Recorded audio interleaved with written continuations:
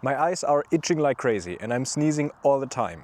Because spring is here. But as annoying as the hay fever is right now, it can't stop me from getting out and photographing the first signs of spring, which are early bloomers, such as the snowdrop or other beautiful little flowers. As the perfect time is starting now, today I'm taking you by the hand and explain step by step how anyone can get outstanding images of wildflowers regardless of the equipment. To demonstrate that even better, I brought 3 totally different lenses. An 18-50 standard zoom lens with f2.8, a Canon telephoto lens, the RF 100-400, which is fantastic, and a macro lens.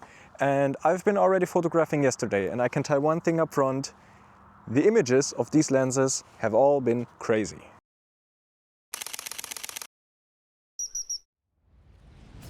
Before we start to photograph, I will tell you the 3 tips that decide whether your photo is going to look like this or this, because it's all about the spot and the setting.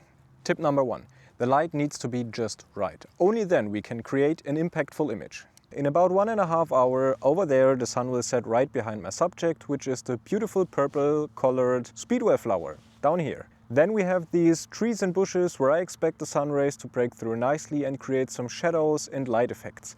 By moving our camera and playing with the angle later, we are going to create some amazing images. This spot is great for the first attempts with the technique that we are about to learn. When we successfully went through the setup, played a bit with our subject, the first satisfying shots are in our camera, and the sun is about to set, we will switch to a spot a few meters over there that will drastically change our image's look. Tip number 2, find an isolated flower. Look for one that looks nice and doesn't have another flower growing right next to it. Personally, I also like it when a subject is not growing perfectly straight. I think it's much better looking when it's a little curved and hanging in direction of our frame. By that we can create some direction in the shot. Now when there still is some other flowers in the frame, try to include them as a fore or background element or to fill the empty space next to the subject. So just your subject that is in focus should be isolated. Some other flowers in the frame can add very nicely to the shot. Also make sure that there is no distracting branches or leaves in the frame when they don't add nicely to your shot. Tip number 3 is to get low. Find a spot that is relatively flat so you can get down to ground level and shoot from the same height as the flower or even lower. This is absolutely essential for the right perspective. Here's why. Look at what happens to your subject when you lower the angle. You can totally isolate the flower from the ground. And later at the other spot, by lowering, we can include the setting sun in the background, which will be even more important. Then before you press the button, let's set up our camera as easy as it gets. First up, when it comes to focusing, you have to decide on your own. I like to work with the continuous autofocus, but sometimes when there is too much going on in the foreground, I switch to manual to avoid it jumping out of focus. Now the easiest mode to do this kind of photography is aperture priority. The aperture is the hole that we can open or close with our camera to control the amount of light reaching our camera sensor.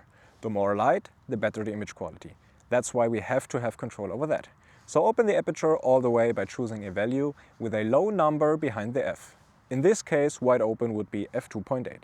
Because of the narrow depth of field, so a small area that is sharp and in focus, which is also created by the wide open aperture, we ensure that our out of focus area, so the fore and the background, get nice and soft and create a nice bokeh. What we don't have to control is the shutter speed. As in this situation, we don't have to gain crazy amounts of light like astrophotographers will do, or wildlife photographers that have to freeze a motion with a very short shutter speed.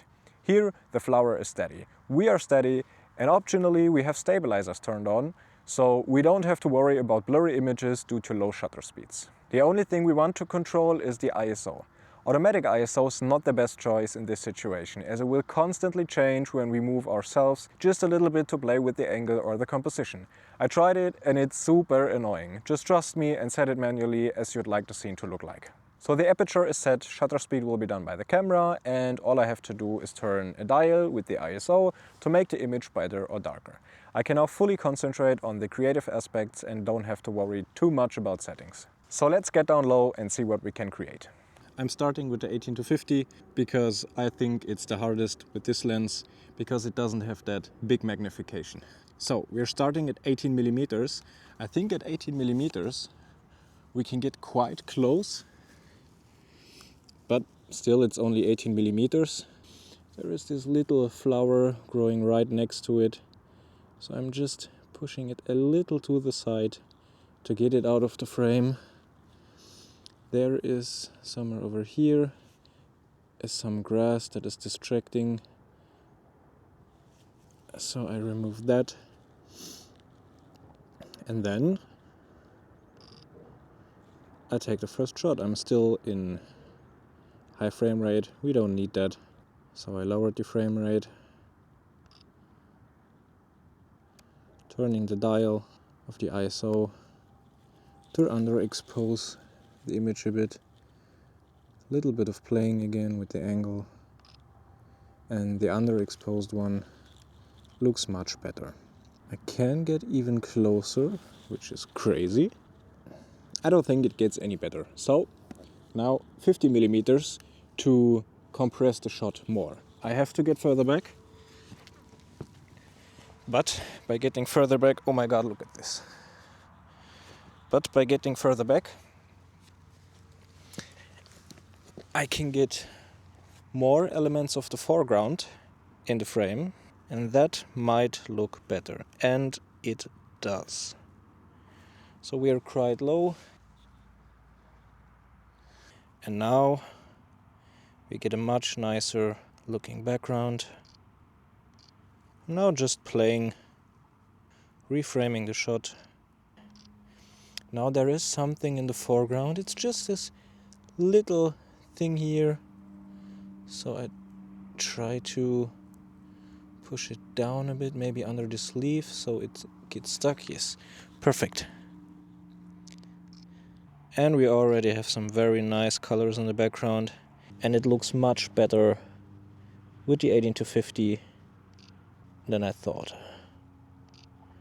Yeah, actually it looks quite good.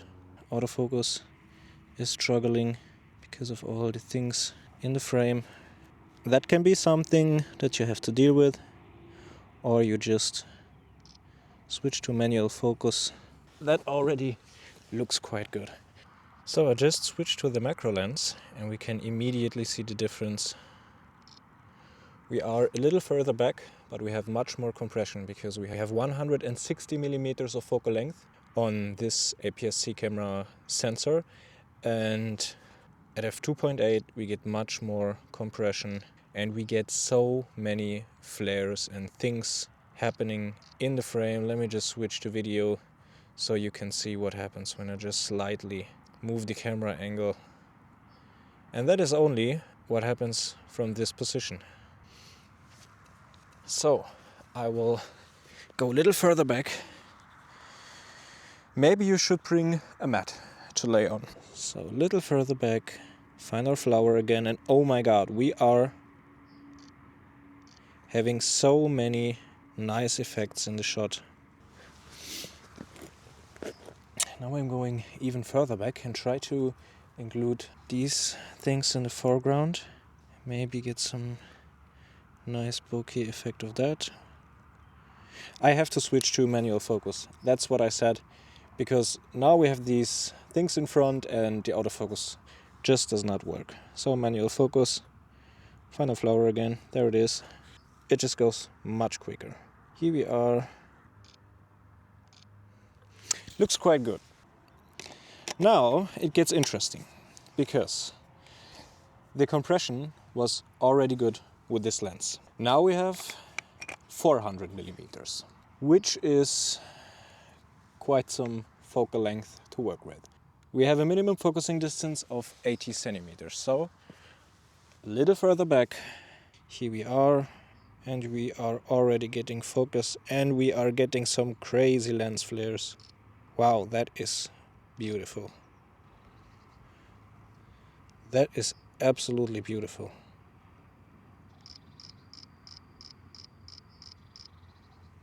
It's looking so good. Wow, that is crazy. But I will now zoom a little further out, because we have some really nice things happening in the background that I want to include. ISO a little lower. Oh my god. We are cooking right now. There is one little piece of grass in the frame. Yep, that was it. It's so good. It's unbelievably good. Or at least I think that it's looking really nice. So, with that shot, I am absolutely satisfied. And as I said, when we have our first shots in the camera, we will go to the other spot because sun, yeah, it's not quite setting, but we are going over there and see what we can do there. Over there, the sun is setting. Over here, we are prepared. There is the 18 to 50. And we are doing a fast photo. The light is absolutely perfect right now. Let's do this really quick because I am on 8% of battery over there. So one with 18 millimeters.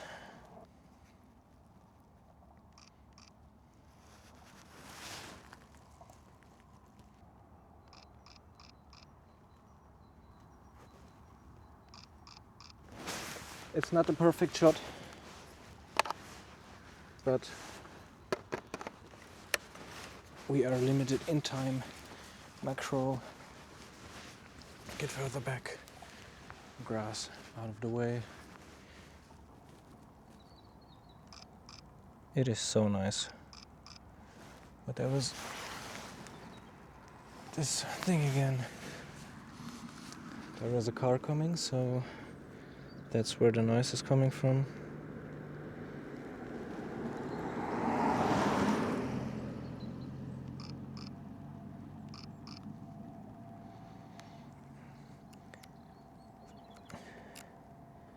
So a little less ISO,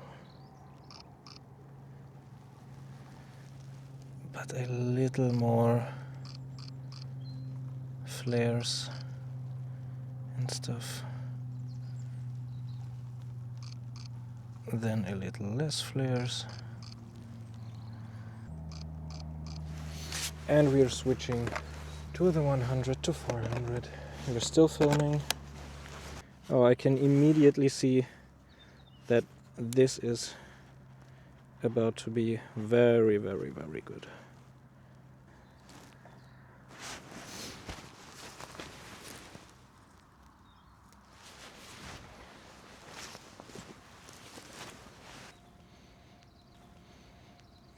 Oh my god.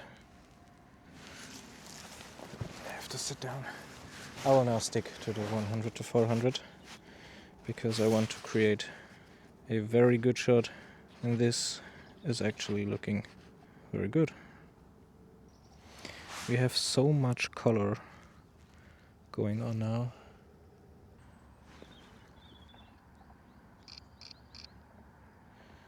It's looking crazy good, guys. For real, it's looking crazy good. That's exactly what I wanted to do.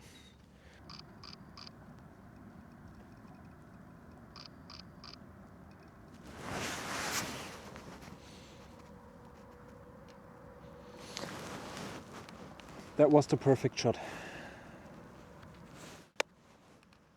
So with the last sun rays over there and no more light over here, I came to an end, and I will now show you what happened in the last 5 minutes. I think there are some incredibly good images, and everything I did was getting out, finding flowers, playing with the composition, playing with the light, having the right conditions, having the right spot. You can all do exactly the same, no matter what lens you're using. So enjoy the photos and see you next time.